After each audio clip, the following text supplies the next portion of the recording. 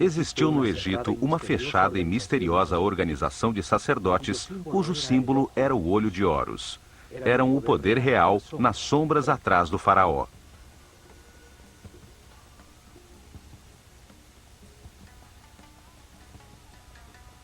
Foram os herdeiros de sacerdotes sobreviventes do ciclo anterior da humanidade que viram no dilúvio uma oportunidade para orientar a humanidade em direção a um destino mais alto e estruturar uma sociedade dedicada ao aperfeiçoamento espiritual.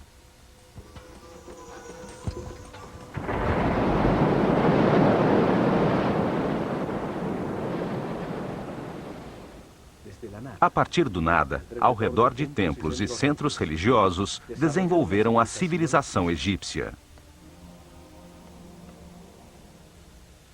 E nos templos concentraram o conhecimento, o poder, a riqueza material e espiritual.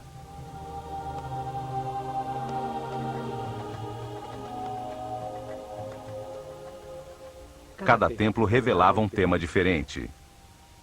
O templo de Osíris, em Abidos, a reencarnação.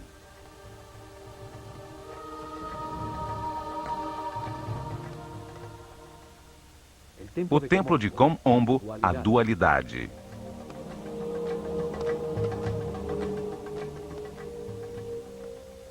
O templo de Luxor, o corpo do homem.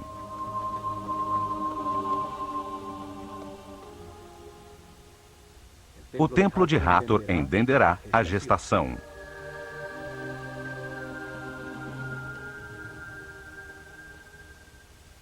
O de Ísis, em Philaet, o princípio feminino.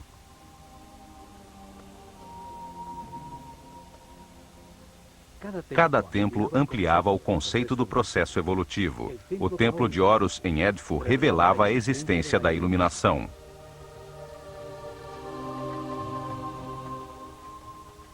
O de Karnak se dedicava à evolução da consciência.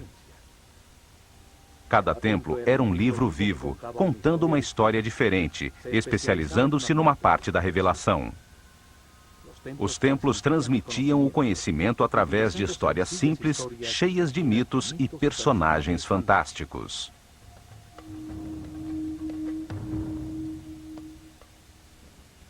Revelavam informações utilizando uma história fantástica, uma parábola com ensinamentos, um mito cheio de personagens simbólicos que explicavam a vida como parte de um processo de aperfeiçoamento. Cada personagem representava uma força que moldava o caráter, que levava a agir de uma maneira específica, produzindo como resultado uma ação vital que aperfeiçoava.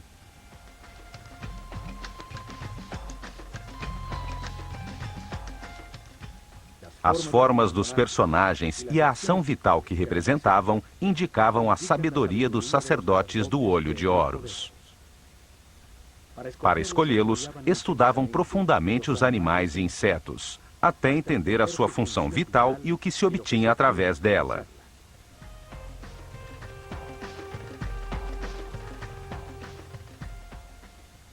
Depois, escolhiam um animal que melhor representasse uma ação vital e o combinavam com um homem, num símbolo gráfico muito simples. Assim faziam com que a mente transferisse e evocasse as suas qualidades e características.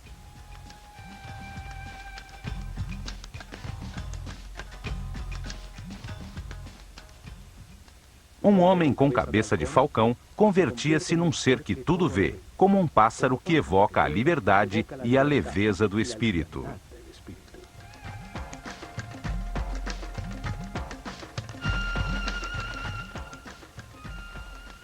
Um homem com cabeça de chacal tinha qualidades de guia. Outro com um sol sobre a cabeça indicava a sabedoria que irradiava, o alto nível de evolução da sua consciência.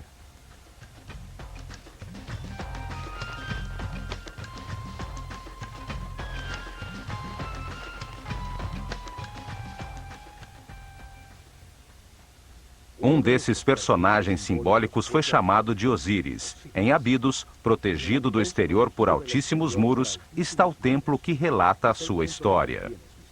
Um enorme complexo onde viveram milhares de pessoas.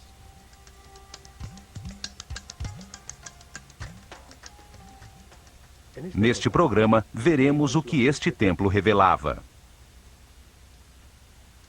Abidos se encontra a 150 quilômetros ao norte de Tebas, a última capital do Império Egípcio, seu último centro religioso.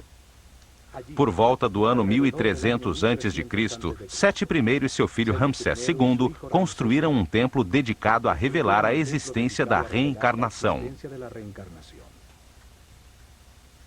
O templo era formado por 2 pátios fechados,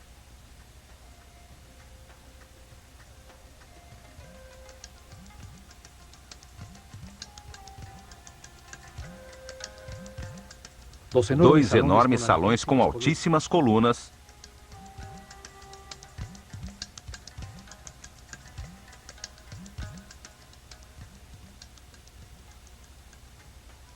sete santuários e uma série de câmaras e áreas de serviço.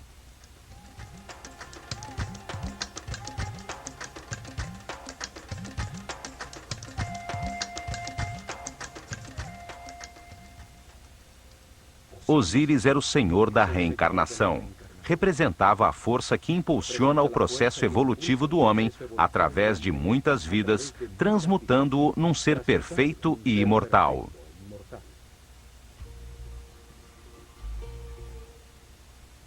Neste templo, os sacerdotes do Olho de Horus revelaram que a reencarnação é um processo evolutivo criado por Deus para permitir que o homem compreenda a evolução do universo.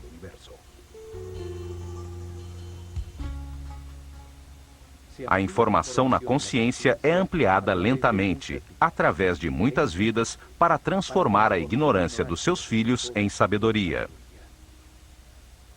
Um processo que converte espíritos inocentes em seres experientes, que entendem a razão da sua existência. A reencarnação transforma um ser denso e rígido que permanece na baixa vibração do medo num ser flexível, etéreo, que vive na frequência altíssima do amor.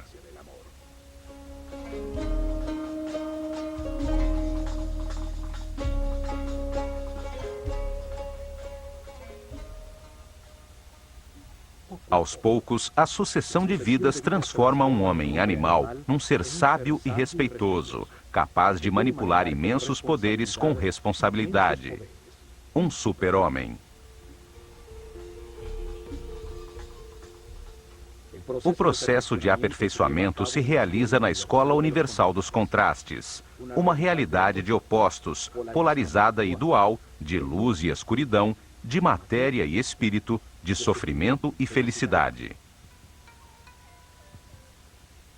O contraste permite comparar as partes antagônicas. As situações opostas permitem diferenciar e compreender qual é a verdade que leva ao aperfeiçoamento espiritual, à paz e à harmonia. Esta porta só se abria 4 vezes por ano. 4 dias significativos que uma sociedade orientada e regida pelos astros demonstrava através de sua arquitetura seu conhecimento dos movimentos do Sol. Esses dias de equinócios e solstícios definiam os ciclos climáticos da Terra. As 4 esquinas do Sol marcavam as mudanças de estação, a enchente do Nilo, o tempo do plantio e da colheita. O primeiro raio de sol entrava pela porta do templo, iluminando o interior do santuário de Amon-Ra, a Barca de Ouro.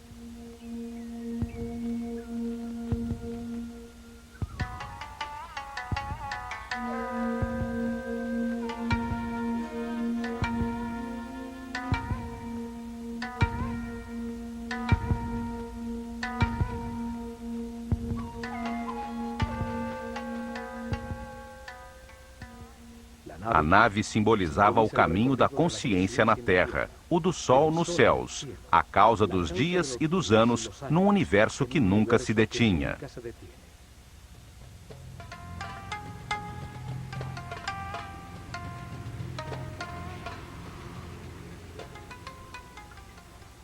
O povo só podia entrar até esses pátios para participar das cerimônias que se realizavam ao entardecer e ao amanhecer de solstícios e equinócios, como em todos os templos do Egito. Este primeiro salão continha informação sobre o tempo e o espaço, os ciclos zodiacais que produzem ritmos, tempos difíceis e fáceis, a alternância necessária no universo de contrastes.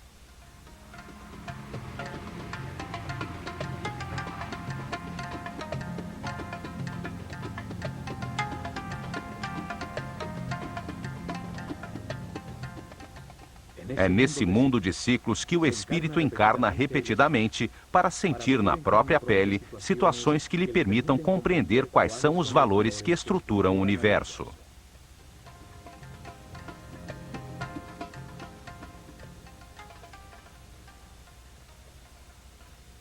Em cada vida, adota uma nova personalidade, com outra família, em outro lugar e tempo, para experimentar situações definidas por um novo destino. Tem uma mente livre para decidir como agir nas situações que enfrenta e para analisar o resultado de seu comportamento. É assim que evolui, ao tomar milhões de decisões e avaliar os seus resultados.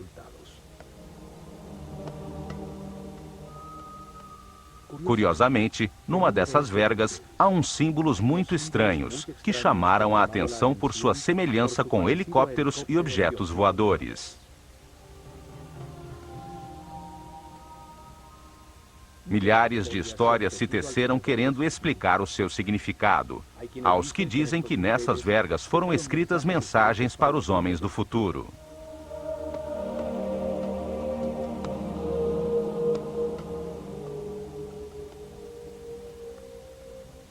E no momento em que estes símbolos forem entendidos pelos visitantes do templo, chegará a nova era de Aquário e a humanidade viverá o fim de um ciclo e uma mudança transcendental. 36 colunas sustentam o alto teto do salão seguinte, dedicado à ordem universal, ante as 7 capelas que arrematam o templo.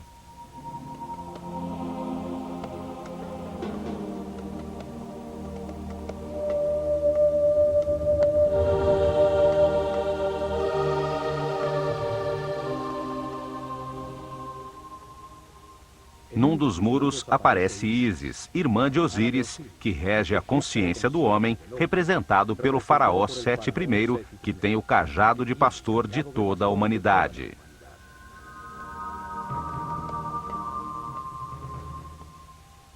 Dá o sopro de vida, o instante divino em que o espírito encarna num corpo, para encontrar verdades sobre o universo, ao compreender os resultados de suas decisões na vida. Em cada vida se tem um novo corpo que obedece às decisões da mente e envia permanentemente informação do mundo exterior através dos sentidos e terminações nervosas. Vida após vida, o homem experimenta uma série de circunstâncias ao se relacionar com outros seres. Os acontecimentos difíceis são a lição que veio aprender, o destino que lhe corresponde.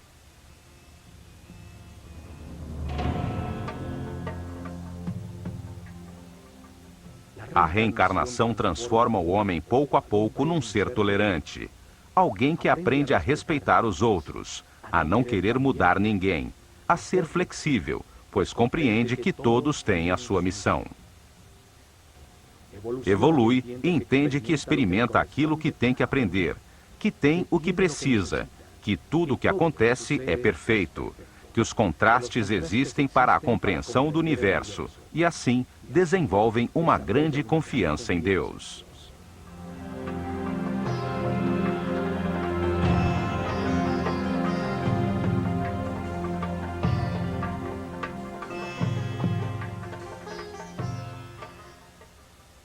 Transformam o sofrimento em paz, a intolerância em respeito, a agonia em harmonia.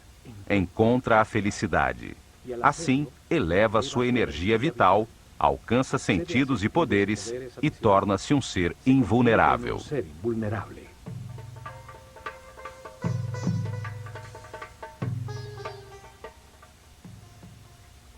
A reencarnação transforma um homem mortal, com limitada consciência temporal, num ser imortal com consciência permanente, que pode entrar e sair voluntariamente da matéria.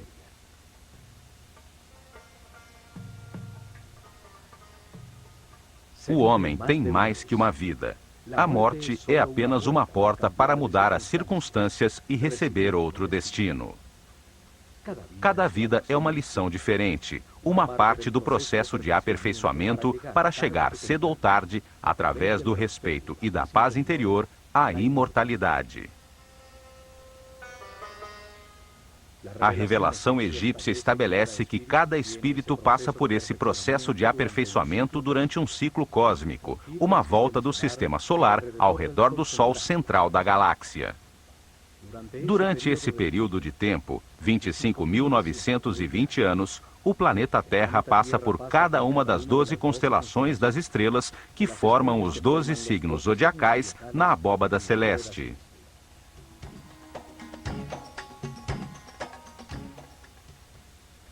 Isso acontece para que o espírito receba as diferentes energias e forças das estrelas durante 12 eras de 2.160 anos, 12 ciclos que produzem diferentes processos e estados.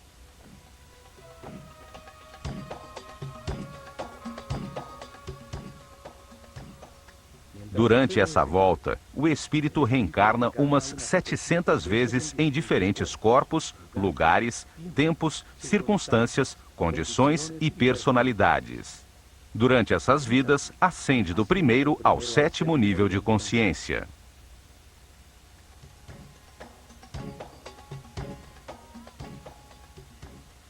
Em cada vida aprende algo diferente. Cada vez nasce marcado de maneira diferente pelas forças irradiadas pelas estrelas. Para revelar esse processo de aperfeiçoamento, de reencarnações, os sábios egípcios criaram o mito de Osíris. Uma história com duas forças opostas que se manifestavam na mente e no universo polarizado para permitir a evolução. A mente do homem, influenciada pela tensão entre essas duas forças fundamentais, decide comportamentos e ações que produzem resultados com os quais se aprende. O sofrimento permite entender a felicidade. A angústia permite entender a paz.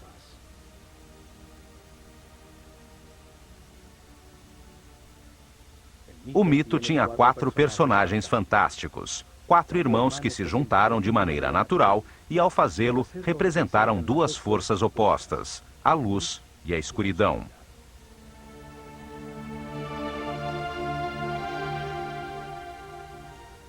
Osíris e Ísis representam a força da luz, que impulsiona o homem à espiritualidade, à harmonia, a avançar para aperfeiçoar a consciência. São o motor das reencarnações.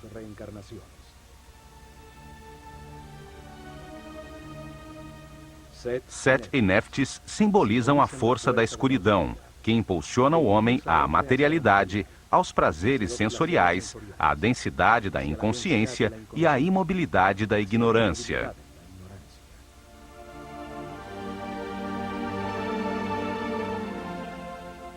Osíris é a força ativa masculina.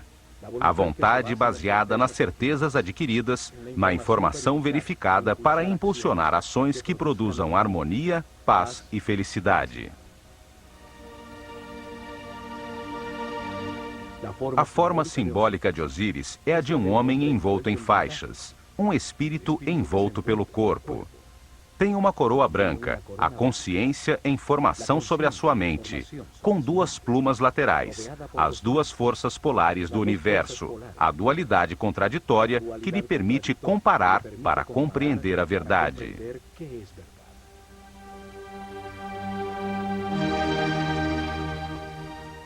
Em sua mão esquerda, leva o gancho de pastor, a força que guia o rebanho humano pelo caminho das transformações e dos ciclos. Na mão direita, leva o instrumento que separa as espigas boas das ruins. Cada decisão, cada colheita produz o resultado de um sofrimento. As espigas ruins são de harmonia. As espigas boas são a consciência ao compará-las, o que permite o aperfeiçoamento. 7 representa o peso da animalidade original, que atrasa a espiritualização da matéria.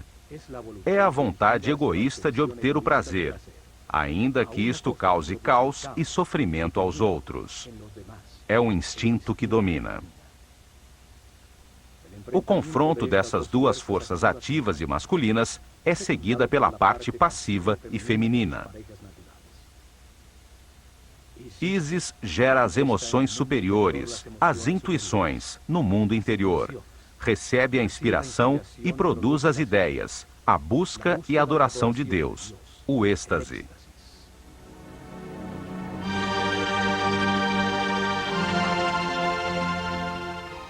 Neftis recebe as sensações e os desejos gerados pelo corpo.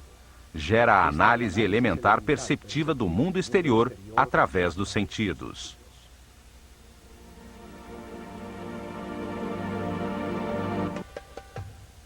Ao fundo do salão da Ordem Universal encontram-se 7 santuários que são o coração do templo. Explica as fases do Gênesis, a aparição do pensamento humano e os princípios divinos, as forças que impulsionam seu processo de aperfeiçoamento. O primeiro santuário está dedicado a Thoth e ao nascimento do faraó Sete I, que representa no templo o nascimento da consciência do homem no universo.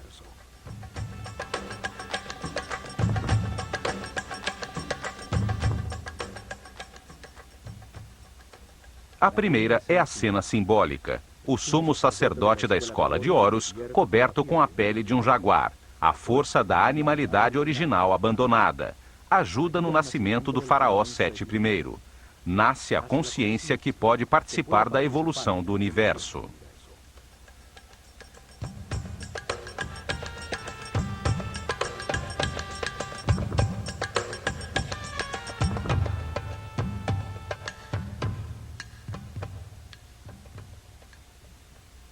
Thoth, um homem com cabeça de íbis, simboliza o verbo divino, que dá nome a tudo o que existe. Representa o princípio multiplicador do único Deus, que ao nomear, cria um ser divino.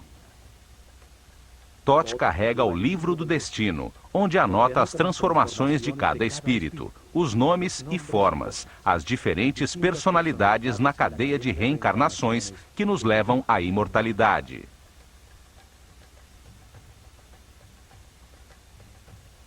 Cada espírito recebe um corpo, um nome. Neste caso, Sete I, uma personalidade temporal como faraó, determinada pelo ciclo e pelas circunstâncias, onde cumprirá seu destino temporal de aprendizagem.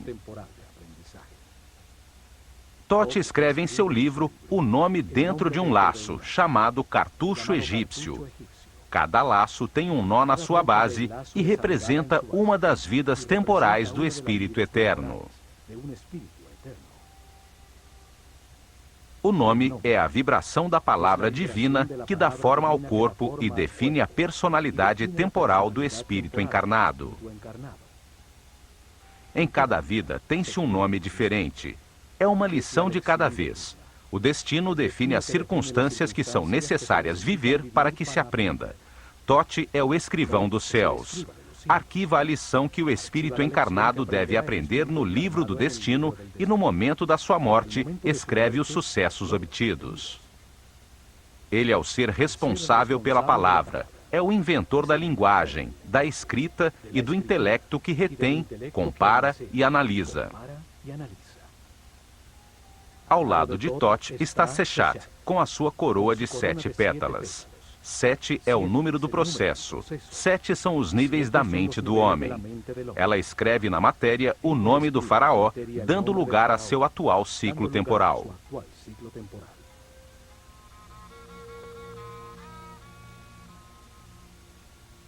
Parte do mito de Osíris é o chamado julgamento dos mortos. Acontece quando o espírito do morto chega ao Doat, uma dimensão além da física, para encontrar-se com as forças que impulsionaram a sua mente no universo de contradições que é a vida sobre a Terra. No Duat, revê a sua vida, avalia seus atos e eleva o que aprendeu sobre o universo até sua consciência permanente, antes de reencarnar, a fim de que continue o processo de aperfeiçoamento. Anubis, um homem com cabeça de chacal, guia o espírito do morto nesse mundo imaterial. O chacal simboliza a força guia. Os egípcios perdidos no deserto reencontravam a civilização seguindo as suas pegadas.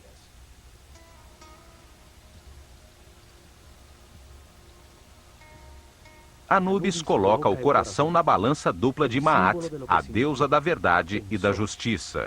O coração é o símbolo do que o morto sentiu, pensou, decidiu e fez. O contrapeso é a leve pluma da verdade que determina se aprendeu a lição devida. Precede a Thoth um homem com cabeça de íbis que simboliza o único Deus quando multiplica os seres da criação.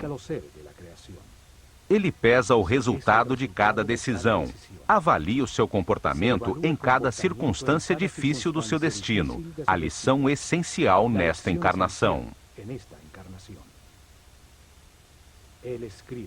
Ele escreve o livro do destino, os registros akáshicos, as transformações de cada espírito em seu processo de evolução, o nome que usou, a forma que adotou, o lugar onde nasceu, as circunstâncias que experimentou e os resultados obtidos.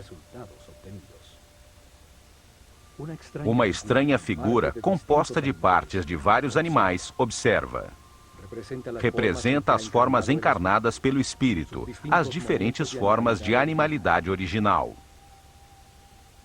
É a força animal que impulsiona o espírito em direção à matéria, a paixão, o desejo, as sensações do corpo. É a força de Sete, o lado escuro de todo ser humano, o que atrasa o seu processo de evolução.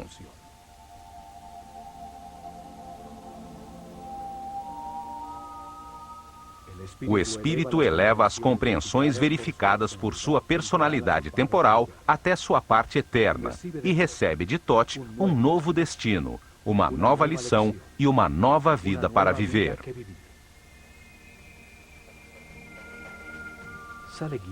Sai guiado por Horus, a luz de sua própria consciência, a que o espera no momento de sua liberação definitiva, quando terminam seus ciclos de reencarnação, porque já aprendeu tudo. Indica-lhe que entre no santuário de seu novo corpo, onde estão as outras forças que impulsionam a sua consciência. Ali, presidindo, se encontra Osíris, força que impulsiona o processo em direção à espiritualização e ao abandono das paixões animais.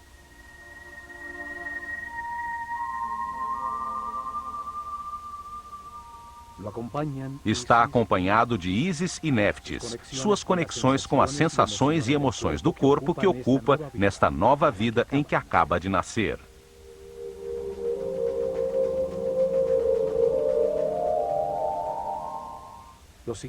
Os 3 santuários seguintes estão dedicados ao único Deus adorado pelos egípcios, aquele que está em todos os lugares. Contudo, eles o viam em 3 fases diferentes, 3 momentos diferentes de um só Deus. O Egito é um país de um só Deus, e sempre foi assim. Só que para eles, esse único Deus, essa única e total consciência, se manifesta no universo em 3 diferentes momentos do Gênesis. Os sacerdotes utilizaram 3 nomes diferentes para essas 3 fases da criação, para comunicar fácil e gradualmente como compreendiam Deus.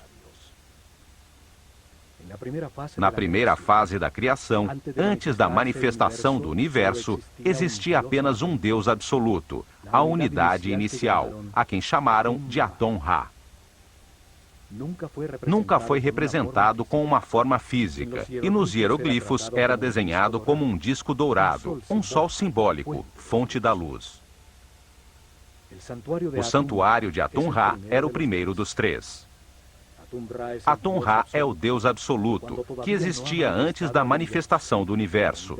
Ele é a unidade, a matéria-prima, o caos que contém tudo em potência, o nada, o grande princípio, a própria essência de todas as coisas, o Espírito divino, eterno, imutável, que sabe tudo e está em todas as partes. O santuário seguinte é o de Ptah, Deus na hora em que a sua vontade manifesta a criação e dá lugar ao universo. Na segunda fase, Deus ativa a sua vontade, sua energia divina, para manifestar o universo e cria a matéria. Esse Deus que cria o universo foi chamado de Ptah-Ra. Nos escritos sagrados está representado por um homem envolto em faixas, que segura um bastão composto de 3 símbolos. O Ankh, ou símbolo da energia vital criadora, que se manifesta como vida nas pulsações do sistema vascular. A força divina é chave da vida. O Uas, que representa a artéria principal, simboliza o canal por onde flui a energia pelo corpo. Também tem a forma de um bastão que utilizavam no campo para controlar serpentes. O controle da corrente vital, a serpente energética, o Kundalini que sobe pela coluna vertebral. O Djed, que simboliza o eixo de crescimento e desenvolvimento de todo ser vivo, a coluna vertebral que estrutura todos os seres, dando forma aos diferentes corpos. O bastão de Ptah tem, portanto, uma profunda simbologia referente à energia que gera a vida. Ptah representa o momento em que a vontade ativa de Deus manifesta uma força sobre si mesmo que condensa sua substância original, a que chamamos espírito. Este reage, criando uma força contrária expansiva que põe o universo em movimento. Essas 2 forças contrárias polares produzem momentos de equilíbrio que criam o cosmos, os planetas, a natureza. Os cientistas atuais chamam esse momento de Big Bang. A força que condensa é chamada de força centrípeta. A reação expansiva chamam de força centrífuga. Desde Einstein, se aceita que a matéria seja uma forma de energia, uma coagulação ou condensação de luz. O espírito é considerado a substância original, que por sua própria natureza imprime sobre si mesma uma força que a comprime num volume, na matéria, que é luz com densidade. Ao fazê-lo, gera automaticamente uma força contrária, que tenta soltar-se da forma em que está comprimida, conseguindo como resultado o movimento e o tempo. A terceira e última fase da criação é quando Deus cria o homem à sua imagem e semelhança, com a mesma capacidade de criação e de consciência. O chamaram de Amon-Ra.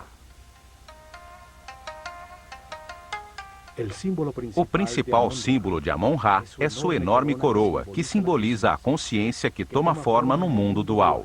Por isso, está dividida em 2 ramos que saem da unidade. Cada ramo tem 7 folhas, 7 níveis por onde passa a consciência, desde o momento em que encarna pela primeira vez no corpo de um homem, até o momento em que se ilumina, livrando-se das limitações materiais. Quando a classe dos sacerdotes desapareceu, o sentido desse símbolo se perdeu. Isso fez com que se acreditasse que praticavam a idolatria, num sistema religioso com muitos deuses. No entanto, o Antigo Egito sempre acreditou em um único Deus. Basta entender o sentido de cada símbolo para revelar a sua aparente complicada teologia e descobrir que é tão simples quanto a sua geografia.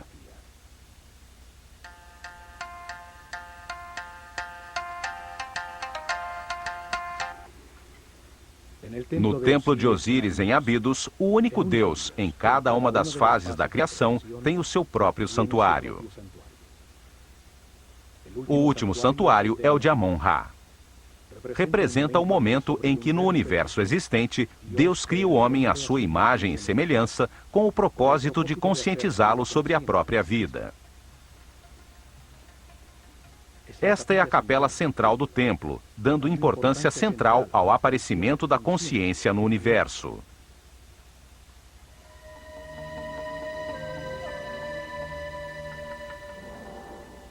Em seus muros aparece o símbolo do deus Amon-Ra e o faraó, como o homem consciente que agradece pela vida, aceitando suas partes de luz e de escuridão, de gozo e de dor, compreendendo-a como um processo de aperfeiçoamento.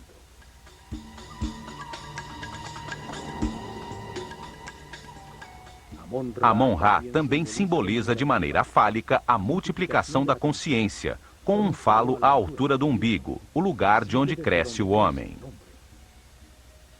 Usa sempre alguns dos símbolos sagrados, a chave da vida ou o canal da energia.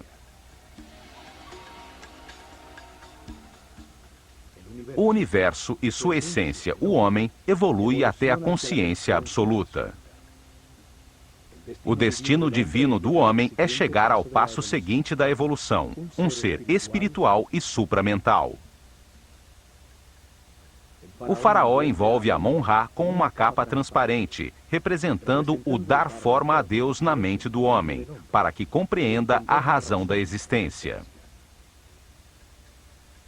Aponta com seu dedo para o terceiro olho, ponto reconhecido em muitas religiões e cultos como a porta além do físico. Amon-Ra recebe uma taça em forma de coração que contém o amor e a sabedoria armazenada pela evolução de todos os homens. As 3 capelas seguintes estão dedicadas da seguinte maneira: a primeira a Osíris, a segunda a Ísis e a terceira ao filho de ambos, Horus. Na criação polar que se manifesta como luz e escuridão, Osíris e Ísis representam a luz, o avanço da consciência através dos ciclos de vida, morte e renovação.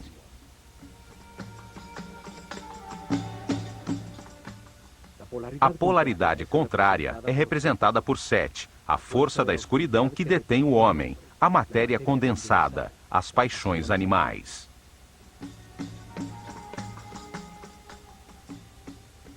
Horus nasce quando a luz triunfa sobre a escuridão.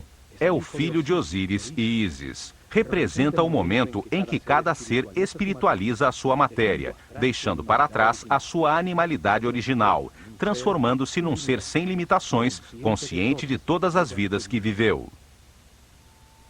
Osíris aparece nos muros de seu santuário com diferentes chapéus simbólicos na cabeça. Momentos distintos do processo de aperfeiçoamento, diferentes etapas e estados adquiridos.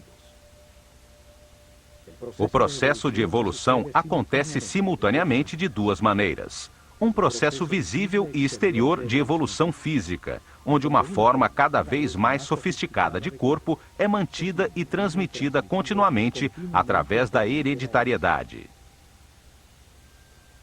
E um segundo processo invisível de evolução do espírito através da reencarnação, em direção a graus cada vez maiores de consciência, até chegar o momento do nascimento de Horus no interior de cada homem. Num processo de autotransformação, se abandona a animalidade original, o peso morto da subconsciência corporal e a luz da consciência ilumina tudo. No santuário de Ísis, se explicava aos iniciados a existência de um princípio feminino, capaz de gerar luz. Seu nome significa trono.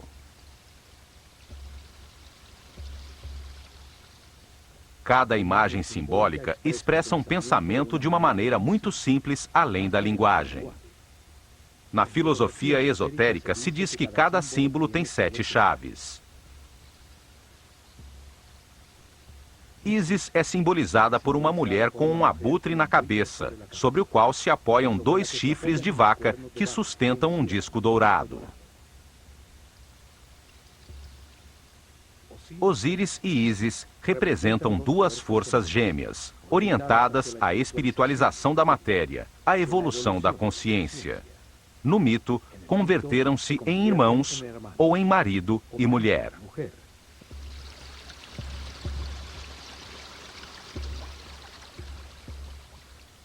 O abutre é um pássaro que voa e que é totalmente dedicado à sua cria. Em seu interior, transforma as substâncias em decomposição, convertendo-as em alimento, em nova vida.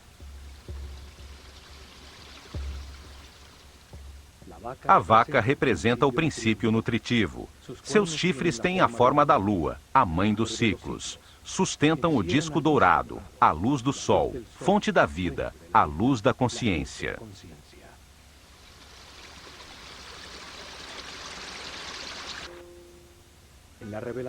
Na reveladora história mítica, Osíris e Ísis governavam o Egito.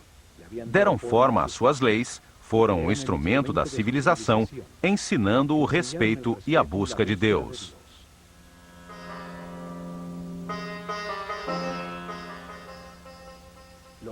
Depois disso, Osíris prosseguiu sua busca em outras dimensões, a outras verdades e outros conhecimentos, deixando o reino, símbolo da mente, nas mãos de Ísis, sua esposa e irmã.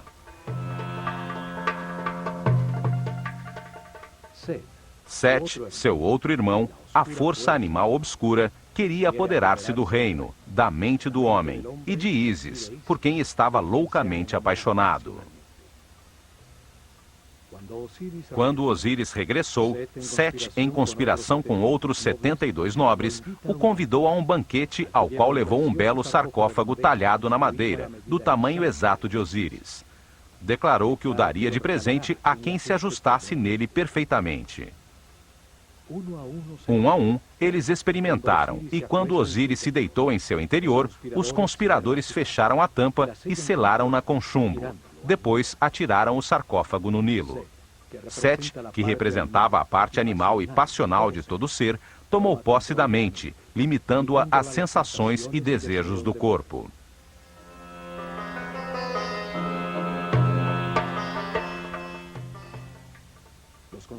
Os conspiradores simbolizam as reencarnações que a consciência presa no sarcófago do corpo tem que viver durante um ano cósmico, para transformar a matéria em espírito.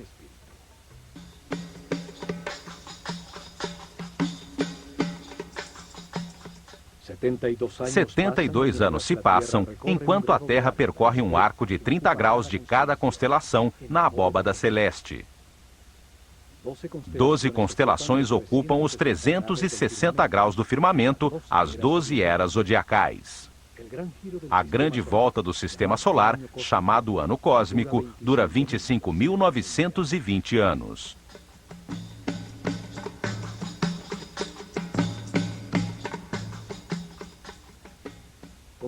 Segundo o mito, o sarcófago com Osíris chegou às costas do Líbano, onde, preso a uns galhos de tamarga, converteu-se numa bela árvore que o contém em seu interior. O rei desse lugar viu a bela árvore e a cortou para fazer uma coluna do seu palácio, sem saber que o sarcófago continuava incrustado em seu interior. Depois de muitas aventuras, Ísis resgatou o sarcófago e o trouxe de volta ao Egito.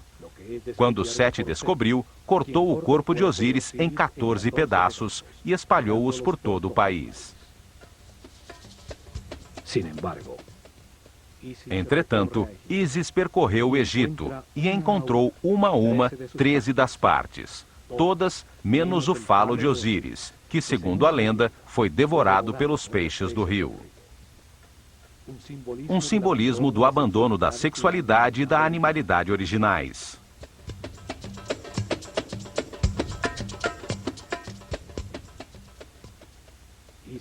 Ísis, ajudada por Tote, conseguiu unir os pedaços do corpo de Osíris e teve uma comunhão espiritual com seu marido.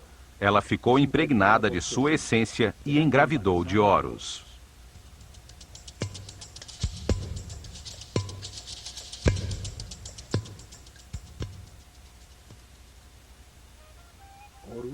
Horus representa a iluminação, quando se abandona a roda de reencarnações, pois já se adquiriu a sabedoria necessária para não perder nunca mais a consciência adquirida.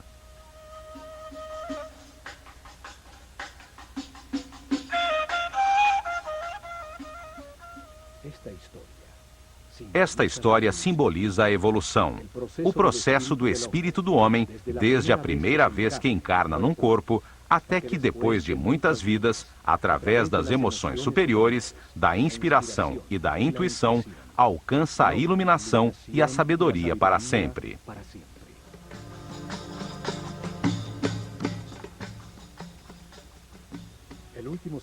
O último santuário do templo é o de Horus, a porta que se abre às estrelas. Horus representa o momento da ressurreição, da iluminação e da imortalidade. O fim das limitações materiais, o momento de ver todas as vidas vividas, mantendo para sempre a consciência adquirida. A revelação afirma que o espírito do homem, depois de muitas vidas, chega a um nível de sabedoria em que compreende a razão de sua existência e as forças fundamentais do universo. A compreensão obtida por seu espírito, com o resultado das experiências de muitas vidas, o leva ao ponto de harmonia, em que pode libertar-se da roda de reencarnações e limitações da matéria. Esse momento acontece quando respeita os outros, aceita que tudo que ocorre é perfeito e permanece em paz e harmonia. Quando armazena altos níveis de energia vital e resolve, com toda a sua vontade, buscar a Deus em somente uma vida. Se ao chegar a esse nível, decidir esforçar-se para conseguir a perfeição, abre a porta ao caminho de Horus, à transformação que permite o abandono da roda de reencarnações sucessivas. Horus representa o triunfo da luz sobre a escuridão, o domínio da animalidade original, o fim das limitações materiais, o passo definitivo da ignorância à sabedoria, a porta dimensional que o leva acima das hierarquias do universo.